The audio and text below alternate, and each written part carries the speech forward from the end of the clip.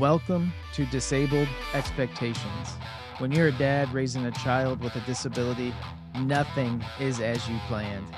These are the raw, honest stories of dads whose lives changed the day they heard a diagnosis and who continue to show up, adapt, and fight for their families every day. This isn't about lowering expectations, it's about redefining them. I'm Andy, and this is Disabled Expectations. Well, thanks so much for joining us. This is Disabled Expectations, and I've got, as always, a good one. I've got my man, Jason, that's joining me. Super excited. Jason, thanks so much for being on the show. You're welcome, Andy. Thanks for having me. Yeah, Jason and I met through Certain Hope Community and been getting to know him a ton. And the more I get to know him, the more I like him. And I think, if you're listening, you're gonna like him too. He is an awesome guy, which we're gonna hear all about.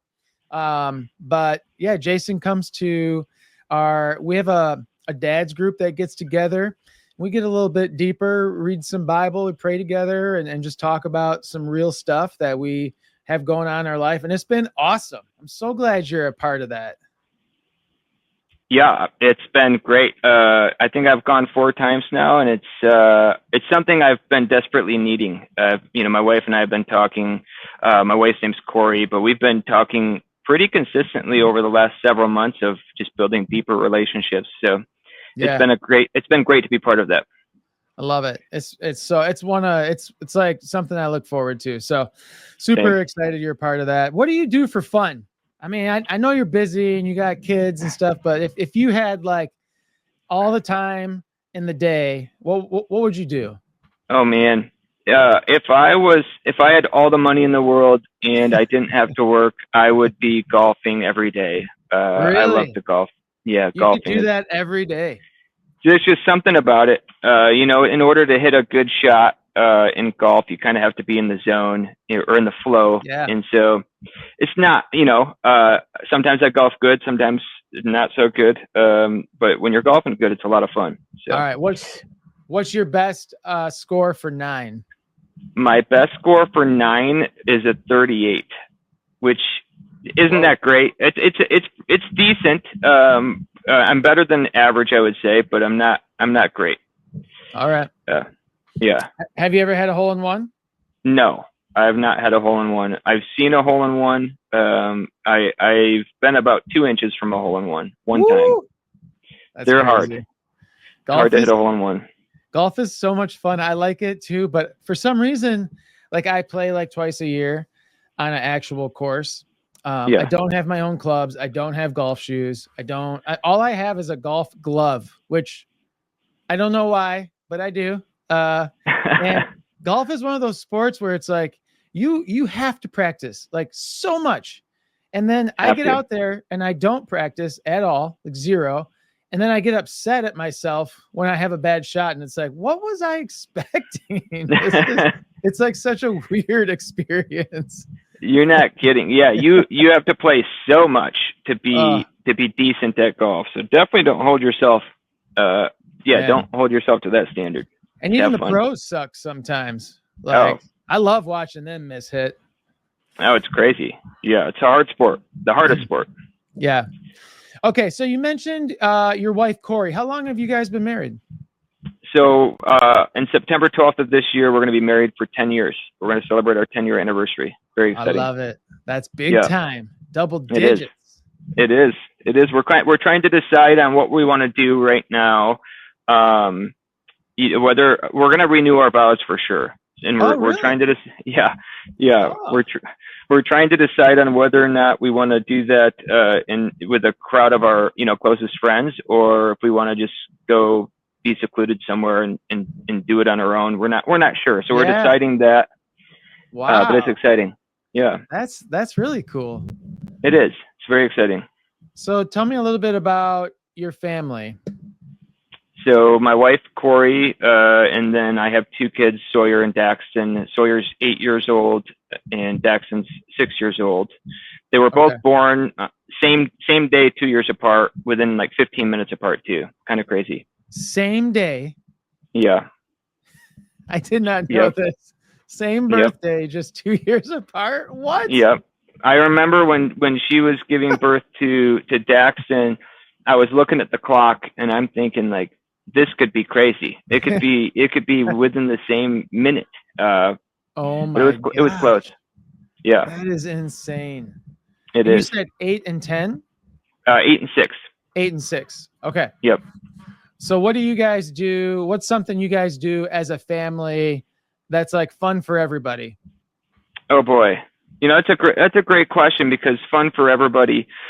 Sawyer, he doesn't really care what we do anymore. Okay. But like water parks, it seems to like splash pads or water parks. That's a lot Yeah. of fun for Gotcha. everybody involved.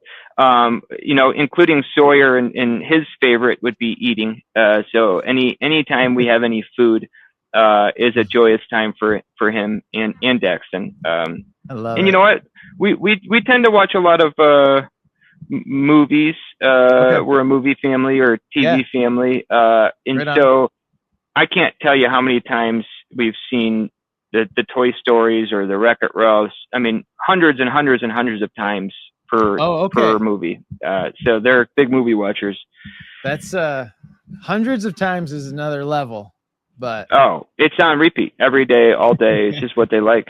It's just what awesome. It's in the background for the most part at this point, but yeah. Man. So you are, obviously you have to have like there's a pass to get on this podcast, and the pass is you have to have a child with disabilities. Well, you like blew past the normal pass. You not only have one child with disabilities, you have two children who happen to have the same birthday, 2 years apart, both with disabilities. And so I want to jump into, because this your story is like super rare, obviously, just in like the few things that we've mentioned. But begin to tell us about the birth, and then we'll get into the diagnosis. I don't know if you want to, it's up to you. We can do one at a time. You can combine. Yeah. We can do like a package deal. I'm sure you've told your story a lot, so yeah. however you want to do that.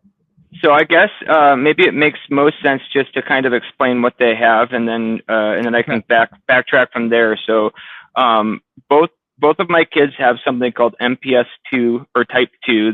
I believe there's 5 different types. It's a storage disorder. The type of one that they have, MPS II, is also called Hunter syndrome. And it's very rare. I believe like 1 in 350,000 kids have it. So it's a very rare syndrome, and it's genetic. And so my wife happens to carry the gene that would make it possible for us to be able to have a boy that has that. If we have a boy, the chances of having MPS type 2 is 50%. If we have a girl, they could be a carrier of it, but they wouldn't. There's only one girl in known history that's had MPS type 2. So that's like beyond rare. And we would have never have known anything about it. My wife could be a carrier. She shows no symptoms of it. So we would have never have known unless our kids happened to have had that. Wow. So yeah, go ahead. What does the MPS stand for? Oh, I knew you were going to ask me that. That's a wife question right there. Yeah. Okay. That's fine. If you have Google in front of you and you can type it in, I would love for you to say it. But I'm not positive. It's a hard word to say. Yeah. And they usually are if it's only letters. It's like. Yeah, it's a hard word to say. But I'll pull it up at some point in my computer in the background, and I'll say it. But she knows it. So, but it's a storage disorder, and it affects essentially their entire body, but their body can't essentially like rid itself of like sugars, and so it builds up in their systems. And there's a word for that too.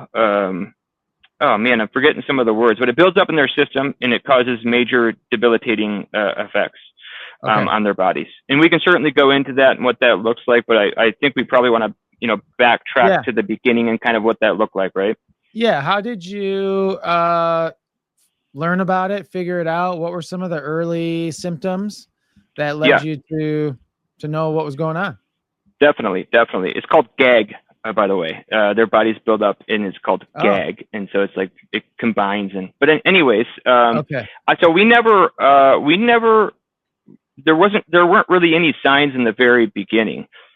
Sawyer, my eldest, he happened to have a bigger head than normal, and Okay. everybody's like, he's just going to grow into it, and I Yeah. never at any point, by the way, thought that there was anything wrong.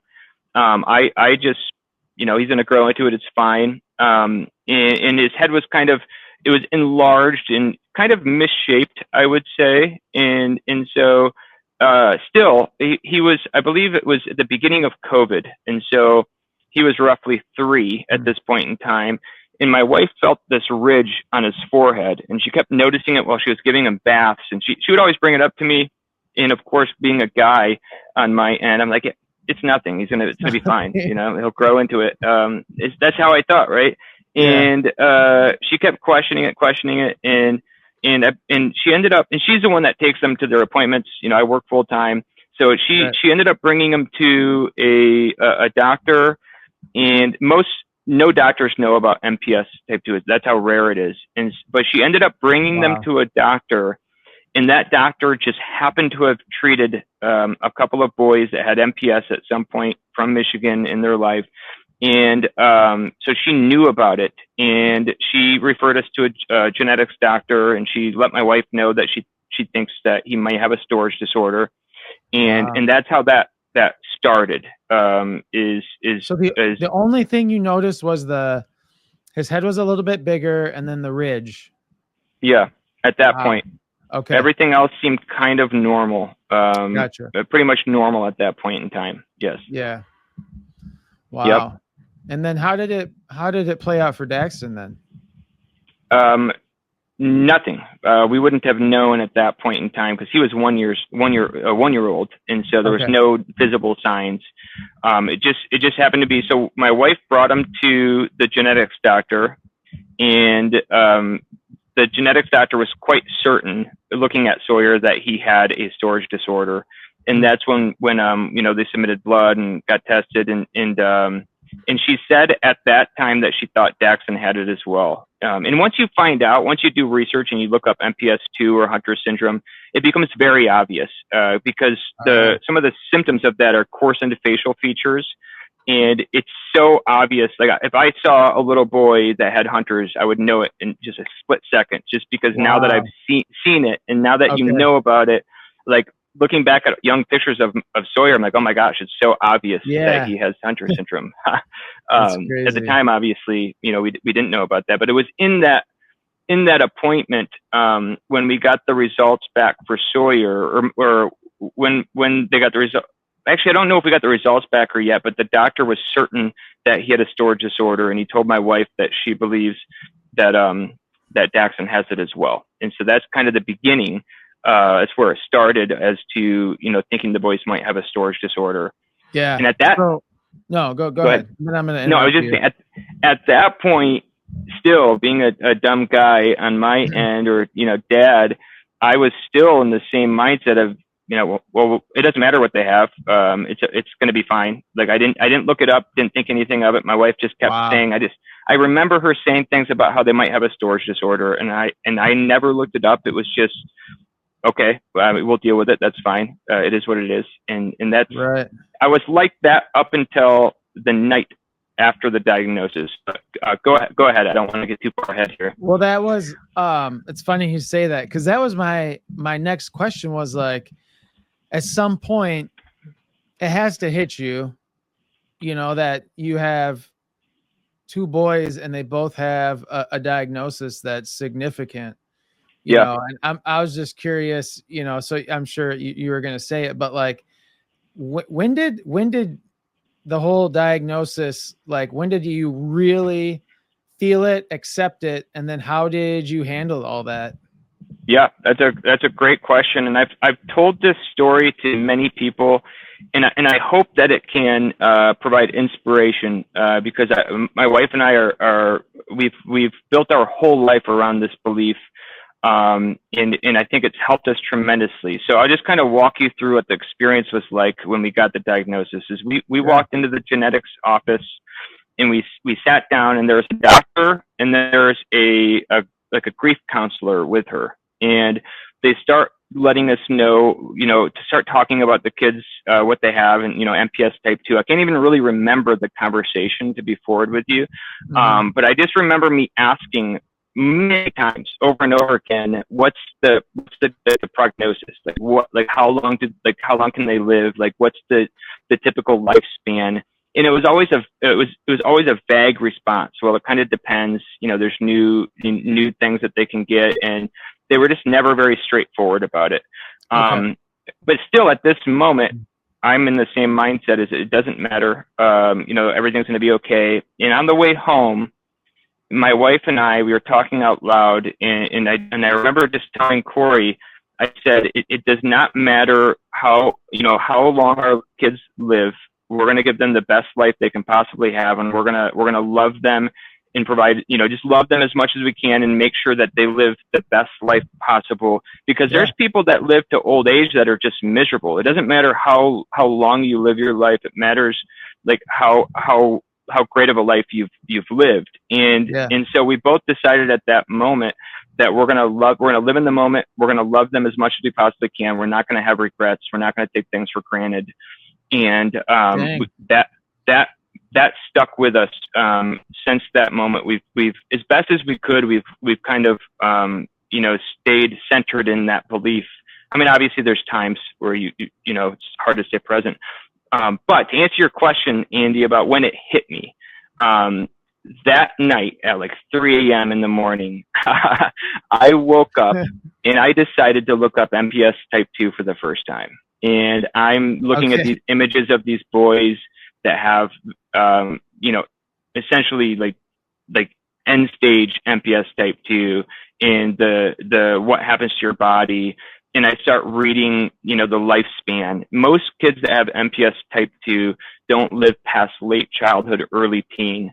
Mm. And I was sobbing uncontrollably in that bed. I remember my wife coming over and just just holding me.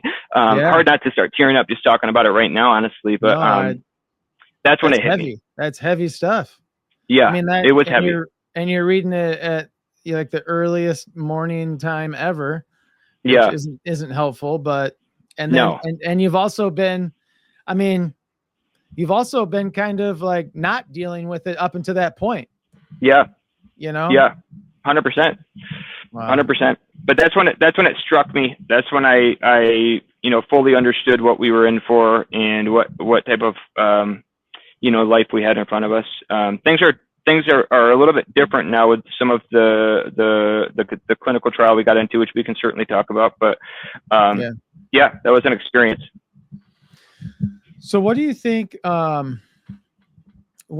has helped, well, I don't want to ask that right now. Tell me a little bit about them, like the next couple of years after you are fully immersed into Hunter syndrome, and you're like cannonballed into this world. What were the next couple of years like for you guys? Well, they were crazy because that's when COVID started, and so we Jeez. kind of got the diagnosis, and at that same time we got locked into our house, and so we were just home every day. And I could go into so many different things because during that period of time, like we've never had to go through this before. So my wife and we both kind of got absorbed into our phones for a period of time. That was, I'm sure everybody did, because you're stuck in your Yeah. house, and so that was a thing we got into. But for the boys, we were home all day. We weren't going out. We weren't socializing, as everybody wasn't. And during that time, Sawyer, my oldest, he was talking, he was singing. He was quite normal, actually, you would say. He could say, Okay. he could sing, Twinkle Twinkle Little Star. I have a video of it in his Yeah. bed. And Daxon still was quite young. He wasn't talking yet.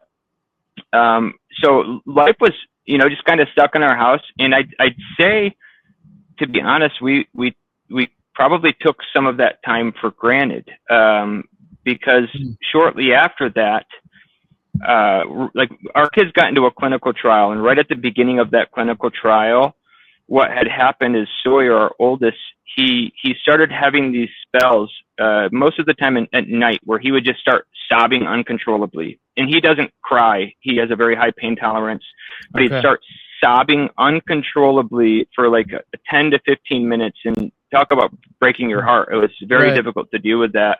At the same time, he'd start going in circles, like walking in circles, or putting his head on the couch and moving it in circles. And that kept happening over and over and over again. And we did everything we could in regards to talk to specialists, and we unfortunately, we didn't get any answers. But within a period of like 2 to 3 months, he lost all of his ability to speak. He regressed so quickly, which is abnormal for this disease. But it's like he went from, what should take years happen in 2 to 3 months. He regressed so quickly to not being able to speak, not being able to feed himself, not being able to open a doorknob. All of the normal things that made him, quote unquote, normal at the time, they all went away very, very, very quickly during that period of time. And that was insanely difficult to deal with. Yeah. And they don't have a reason for that? No, there's no answers that we have gotten for that. We can have our own assumptions of what we think might have happened, but there's not any way of really saying what happened during that period of time. So that was very, very hard, because we were thinking that we're going to have years to be able to experience this life with our kids. Even knowing what they have, we were not prepared to lose that version of Sawyer that we knew so quickly. And so it was really devastating. And afterwards, it sounded like we haven't lived in a space of regret or angst because of that, but it helped open our eyes to be able to experience, the moments, not take the moments for granted as much as we may have at that point in time. For sure. But there's definitely parts of us that feel as though, like, man, like, we may have taken some of that time for granted during COVID when he was the way he was. Man. So once you got out of COVID, you guys obviously, like, man, I don't know how to say it besides, like, it's just heavy, the things that you're saying, and you're saying them so casual, which is typical for dads like us, right? Like, it's like these kinds of things are unfortunately normal for us. But talk to me a little bit about where you're at with your faith during all this. Like, you're watching your one son lose some of his functions, and you still have so many unknowns with your other son. And can you speak to that a little bit? Yeah. And this is kind of part of my testimony, I think, as to how I ended up where I'm at now. My family, me and my wife's relationship, during that time, I wasn't handling any of this appropriately. I didn't know how to handle it. I didn't, we weren't talking about it necessarily. We weren't grieving, maybe how we should have been. So, as all of this was happening, I looking back on it, I'm sure it was me self-medicating, but I went through I went to church my whole life. My parents were very religious. Were very religious, or I should say they're Christians, and I grew up in a church. Yeah. And I always wanted to, but I never felt that I had the relationship with God that everybody talks about. Even other kids growing up, the way that they talked about it or prayed, I just never felt it, even though I wanted to. And I was asked one time by my uncle, who's a pastor. He's an amazing person. He asked, when was the day that you were saved? And I couldn't answer that question. And it made me start to think about it. And that was that was actually during this time that we were going through this, that I was asked that. And, during that time where the regression was happening, so many things were happening in our life in regards to just finances. I went through a lot of my own struggles, with things that I was addicted to at the time. And that's kind of spiraled into, kind of like hiding things from my wife, going elsewhere to try to ease my pain. And I'm not saying like it wasn't horrible necessarily, but it caused problems in our relationship, and I wasn't the dad that I wanted to be. I wasn't the husband that I wanted to be. Yeah. And that came to a kind of to a standstill. And the craziest thing happened. I was struggling with something, and I went to my wife, and I opened up to her about it. And her response was pure love and grace to that. And I'd never experienced that before. And what it made me, like, I just started weeping. I was like weeping on the floor, and we were just holding each other. And since that moment, our lives, I was going to say my life, but our lives have been completely different than they were beforehand. We've gotten so much closer. I can actually take pride in the husband and the father that I am today.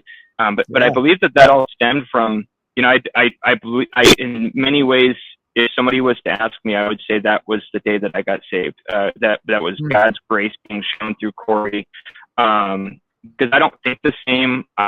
I'm not the same, and I have no explanation for that besides for that was the day that I was saved. And my relationship with God has been increasingly growing since that moment. So yeah, that's so awesome to have. You are being so vulnerable, and then you get this response from your wife. That's just incredible. What you would, ultimately want and hope for, and then you get that, and it changes everything. I think that's great. What? Amazing. I don't know if I missed it or if you didn't say it. What was it that brought you to go to her and kind of confess some things, come clean? Massive amounts of shame. Okay. Which is, a very powerful feeling to have, because it's a motivator. Shame can be a motivator to help you change and grow and become better. But I just got to the point to where I just started waking up and realizing what am I doing? I'm 36 years old. I'm not at the place that I'd like to be in my life. My kids, with their illness and the way that is, and really one of the biggest things is I know the statistics of divorce in regards to losing a child or just having kids with disabilities. That statistic is not good for us, and I've always known this, but Corey and I really haven't come together in our feelings of grief in regards to our kids. And I know that when something does happen or when things get really hard, we have to run to each other. And so all of that kind of mixed together. But it was a lot of shame and guilt, for just, essentially just being dishonest and not being the person that I want to be. And so I just opened up to her one day about my struggles. And again, she responded in a way that, she's like an angel in that sense as to who she is and the grace that she can show. It's her best attribute. And the reason why I said maybe it could be inspiring to other people is that there's no other way to help somebody that struggles with addiction and those types of issues. The only way to help them through that scenario is through love and grace. And that became so apparently obvious when I went through that. And so that was a life-changing moment for myself and as well for our family. It was very I love special. hearing that. That's so great. Yeah. Gosh. Yeah. Are you guys able to go to church now with the boys? Yeah, so we go quite regularly. I mean, we even were going a little bit before that, but again, I didn't have, I never really felt it until after that experience. But we go to Impact Church in Lowell, Michigan. Yeah, we try to go as often as we can. So many good things about that church. It's a great church. They believe in the Bible to the fullest extent. They don't deviate from that, which is really awesome. And we try to go every week. Now they're Okay. really awesome. They have people that help with our kids there. Love it. So yeah, so they give us the opportunity to be able to go and be a part of it rather than having to worry about our kids. And so Yeah. it's been great being part of the church. No, that's great. I mean, again, you talk about statistics. They're just not great for families like ours and attending church. Yeah, So it's good and it's refreshing when you hear, first of all, that you're able to go to church, but then there is a church that's, sees the need, willing to do things that might be out of their comfort zone and stretch them to welcome families like ours. I think it's awesome, yeah. man. Let's go back real quick to you and Corey, because I always like to ask, what do you think it is for you two that makes you work on like a typical day? Like, do you guys have a routine? Do you guys have a habit of something that you are doing, or is there something that it just makes you guys do this so well? Yeah. Um, so, uh, so I work full time. Corey's a stay at home mom. She's she has to be. Yeah. So she worked up until the beginning of COVID, actually, or Okay. right till maybe a year after COVID started.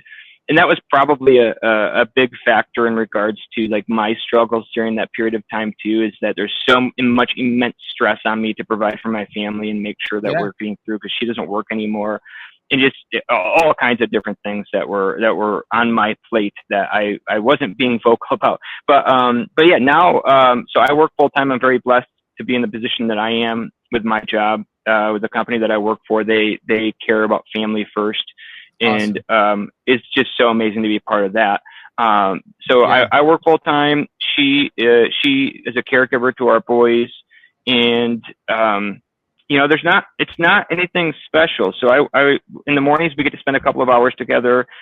I help get the kids ready and usually do breakfast.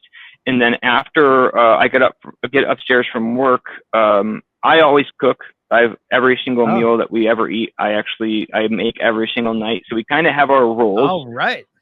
set up really well to where I know when I come up, it's my, I start getting dinner ready. She doesn't have to think about that.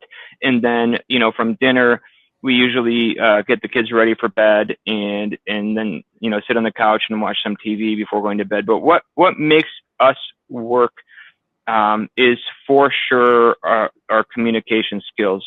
We've made sure, I can tell you over the last 10 years, we've never gone to bed angry with each other. And Wow. that's so vital. I'm not one, I have to fix things right away. If there's a Yeah. problem, I just Yeah. have to, I Same can't here. sit in that, that pain. Right. But no, we communicate heavily. And so if we're having issues, or there's any, either of us are, going through a hard time, we communicate about that, and we're open, and we discuss things, and we always come to a resolution. Wow. Cause life's hard. Life's hard as it is. And during COVID, we didn't go on any dates, nothing. And it's just us, Wow. kind of in our own like troubles, in the same house. But Yeah. now, since everything that we've discussed and, all of that happened, now we have some caregivers that help us. We have 1 to 2 date nights a month that we're able to Oh, go good. out and just hang out. And the first one that we went on was, I'll be honest, is uncomfortable. It was like, like we Has didn't it know been what to so do. long, or? Yes, we didn't know what to say. We went to downtown Lowell, and we just walked around and just didn't know what to do with ourselves. But we've gotten way better Yeah. at it now. Yeah. Now we're able to go and do some fun things. And so that's been great for us to get back into dating For sure. and just enjoying each other. So, Yeah.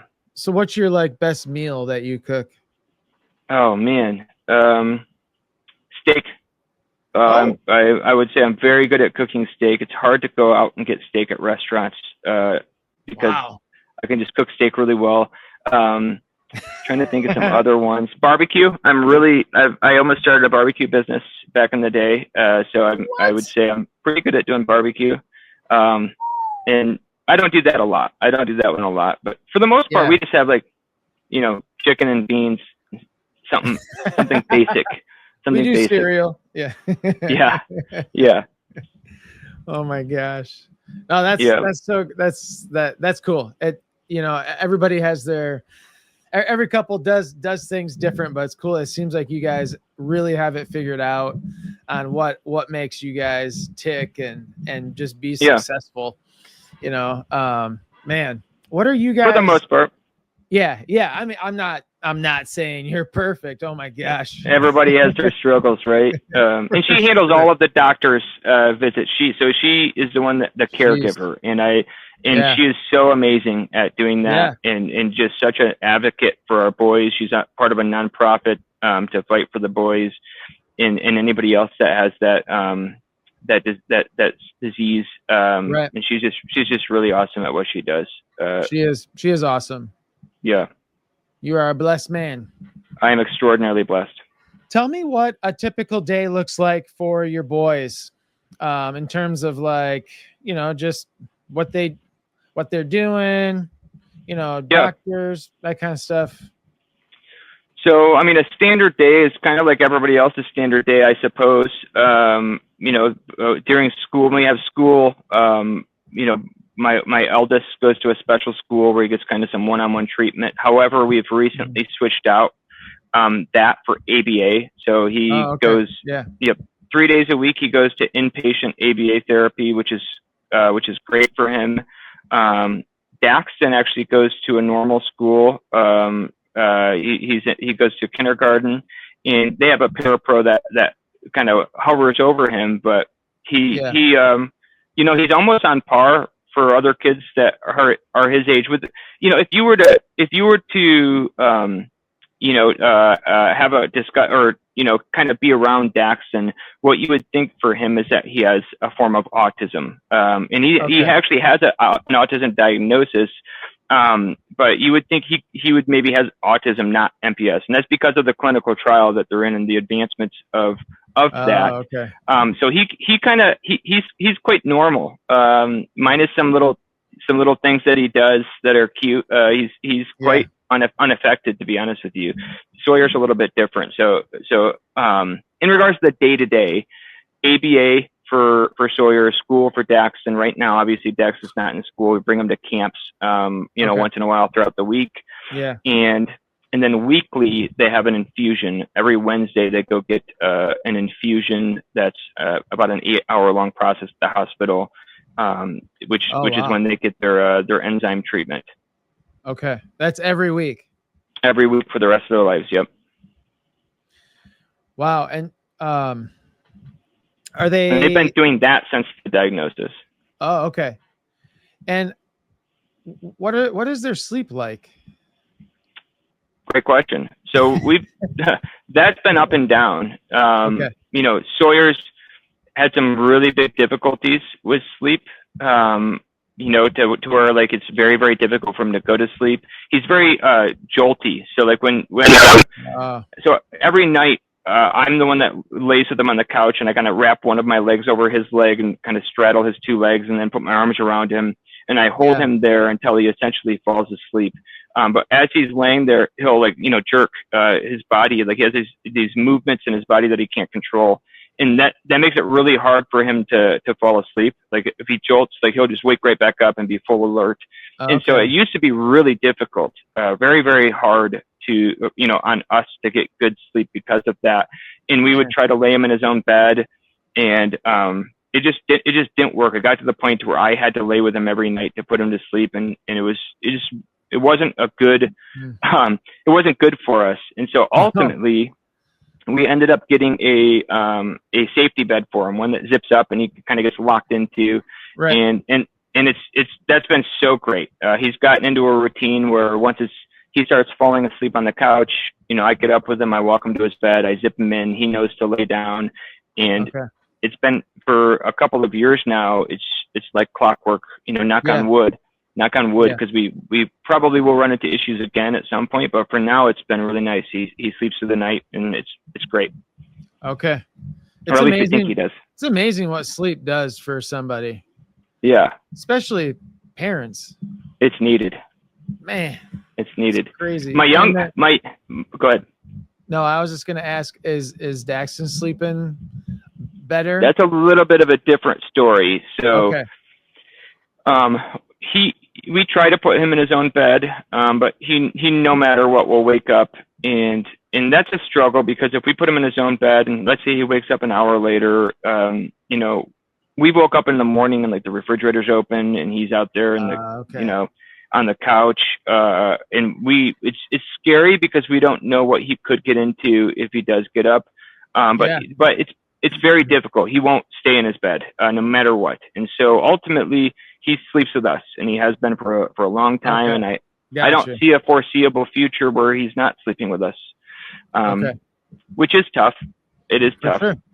but that's just how it is. And he sleeps pretty good. He does a lot of kicking and moving around, which I think most kids do.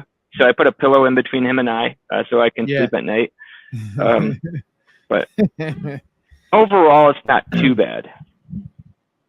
But yeah, I think again, like you are a parent who has a child with disabilities, and you're gifted in adapting and making things work. And I think like when you say it's not too bad, I mean to the average Joe, like you need to understand that what Jason is having to do, Jason and Corey, just with the nighttime routine is insanely difficult and daunting. I mean, it's not an easy thing, and Yeah, it's funny because I think we all do that, but you guys are doing some hard work.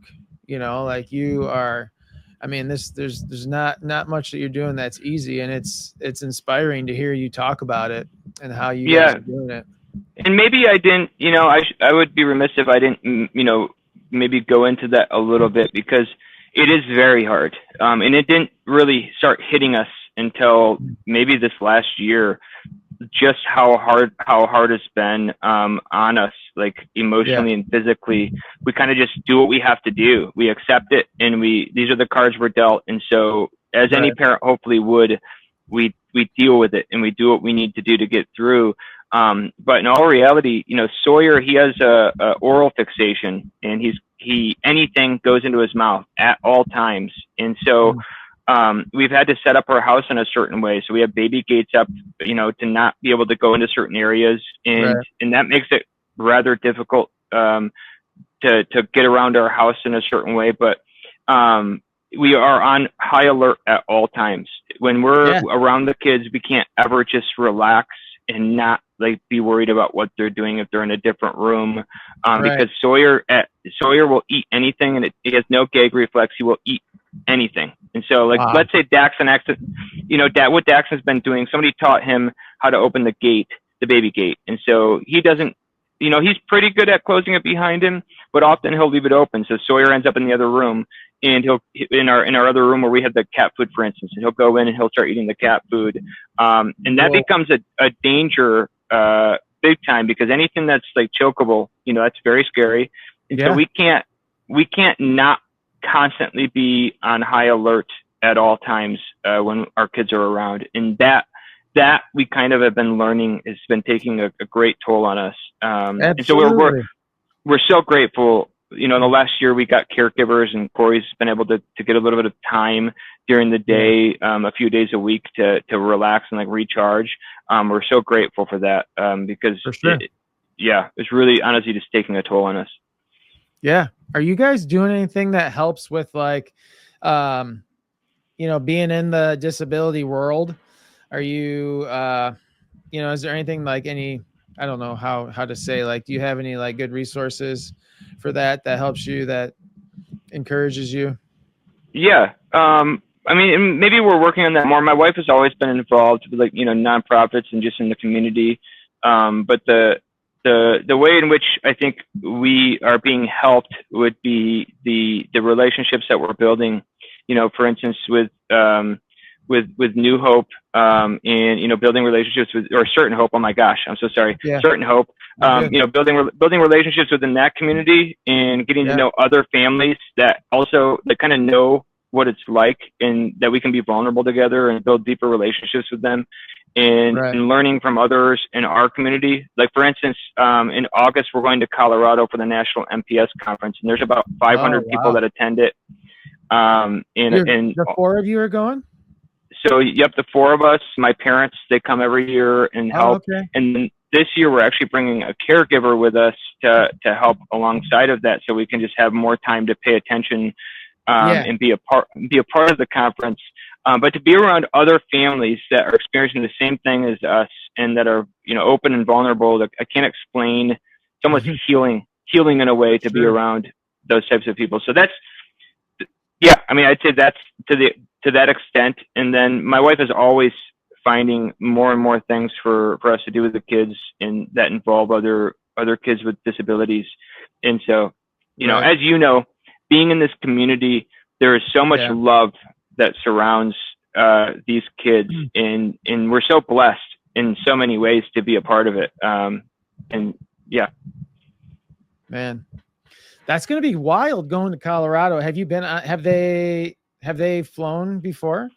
This will be their third time flying. So Okay. we flew last year's MPS conference. We flew to Florida. Okay. Before that, we went to a different conference for Project Alive, which is actually only for MPS Type 2. My wife was on the board at that point for that nonprofit, and we flew out to Texas, and that was the first time we flew. And it went Wow. good. It actually went well. The kids do pretty good, flying, as long as we have Yeah. all of our ducks in a row as we're going through the TSAs. And the airports are so great at getting us to the front of the line and helping us get to the airplane. So it's really Okay. not that hard necessarily. When Sawyer's on the airplane, I kind of have to hold him back so he doesn't kick the seats in front of him and like grab people's hair and stuff. But other than that, it's not too bad. Last year we got to go to Florida in Disney World during that conference. That was a lot That's of cool. fun. Okay. And so this year's in Colorado, and so we get a new experience this year. Yeah, for sure. Man. Yeah. Talk to me a little bit about yours and Corey's friends. Do you guys have some good friends that support you, that can kind of understand where you're at, that you can be vulnerable with? Or do you have, or do you get more of that from like, the other families that have kids with disabilities? Does that make That's sense? such a great question. Yes. Yes, it does make sense. So we have some really good support systems in our life. Like my parents are very invested in our kids, Cool. and that's great to have that. Now, in regards to friends, that's hard. So, I mean, I have some guy friends that I spend time with. And Corey has some girlfriends. In regards to couples, we do have, one couple that they have 4 kids. We spend time together, and they, they interact with our boys, and their kids interact with our boys. But with that being said, that's something that we've been kind of striving to build upon is we desperately need deeper relationships with others, and we know that, and we've been talking about it more and more and more. And what's really hard is when your friends say, well, we don't want to bug you with that. Corey has had this happen many times where friends like have gone through like some maybe even traumatic experiences, and they didn't reach out to her. Oh, you have so much that's going on already. And it's like, we're so desperate to be a part of that, and you're keeping it from us because you think that like we have this really hard life, but which, I'm not saying we don't, but we desperately need those deeper relationships. And so a lot of them are in fact with other couples. That we just went out to breakfast yesterday with a couple from Florida. And we've grown very close with this family. It's just a husband and wife. They actually had 2 boys with MPS Type 2 many years ago. They passed away many years ago. But they've been such our friendship's growing deeper and deeper. We're going to go out and visit them in Florida at the end of the year. But Okay. Yeah, that's probably an area that we're heavily investing in at the moment, which is a big reason for me to Mhm. be a part of the men's group that we have Yeah. going on together. I'm really excited about Corey starting to go to the women's Yeah. version of that, because we really do want to find our best friends and people that we can laugh and cry together and just be vulnerable with and build deep For sure. relationships. So we're desperate for that. Yeah. I don't know if you're like me, but I just feel like at my stage in life, being, mid 40s, and, I just feel like I don't have time for friends that aren't going to be real with me, aren't going to be honest and open and vulnerable. I mean, I'm like you. I'm like craving, and we have some, but like I'm always looking for, like, especially guys, like, okay, I just had a real conversation, and this is great. We didn't just talk about sports, or Yeah, whatever. We actually got a little bit deeper. It's yeah. it's hugely valuable. It, I was gonna ask you. This is kind of a random question. If if you had like if you had like 1 minute to talk to a group of like stubborn dads, who, especially dads who have kids with disabilities, that are sitting at home, not wanting to make friends, not wanting to jump into you know a community where there's other families. What would you say to these dads, because you understand the benefit of getting out of your house and connecting with other families and friends? What would you say to the dad that is just stubborn and is like, I'm good, I don't need friends, I don't need anything, I'm fine? What would you say to him? um, that's a really good question that I would maybe have to put some more thought into to have a really good response for you. But with that being said, I'll give you the best response I can come up with here, and that is, I would tell them to imagine that you're on your deathbed, and realize what's important in life. Because a lot of people think, of the wrong things, like money or their career or all these different Yeah. things. That in all reality, if you actually do think about your deathbed tomorrow, what actually matters, and that's deep relationships. Yeah. And that's, Yeah, for sure. so, I know for a fact what I'm going to care about is how much my wife and I love each other, and how much I care about her, and how much my kids mean to me, and how much I invested into the friendships that matter to me. And so that's worth going out on a limb and being vulnerable for, and becoming maybe joining these groups, in just becoming part of a community. It would be worth doing that. Especially also, it's not going to be fun to go through the things that we're going to have to go through later in life. We Yeah, very well are going to be burying our kids. Many of us will be burying our kids at some point, and we do not want to be alone when that happens. I want for sure. I want people that Yeah, are going to be with me that's a when great that point. happens. And Yeah. so, yeah, that's going to be painful. So I Yeah. would just suggest that Dude, you I just think try to you nailed it take a right step. there. Yeah, Yeah. that's a sobering thing to think about, that not everyone really comprehends or even understands, is like that reality. It's like, this is serious. We literally aren't going to have our whole life with our kids. Well, you know what, Andy, and I apologize to cut you off there, but that's such an important topic, because we've been given a gift in many ways, because we are blessed with the opportunity to know that we can't take life for granted. Yeah. We get to experience life in a different way than most people that just go on throughout their life, and then one day they realize that it's over with, and it's in a blink of an eye.